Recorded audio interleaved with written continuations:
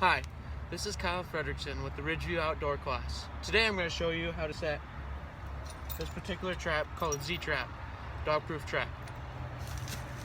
It is a push and pull system, so you can set it by just pushing that down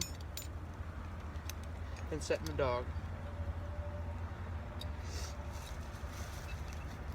And then you can either push it in an angle like this, or straight up and down.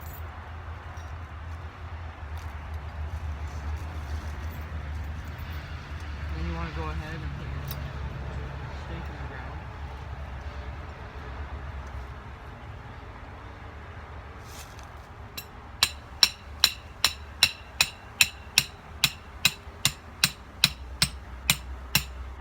Nice and deep, so the coon won't be able to get it out.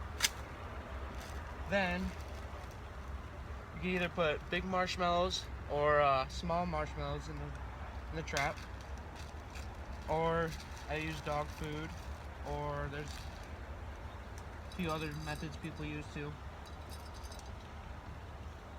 Put some dog food in there just so it does not cover the trigger, so they can push or pull it down. And then you want to go ahead and put a little bit around the trap, so they get a little taste of it before they get the trap. Then you can also put either fish oil or this is syrup.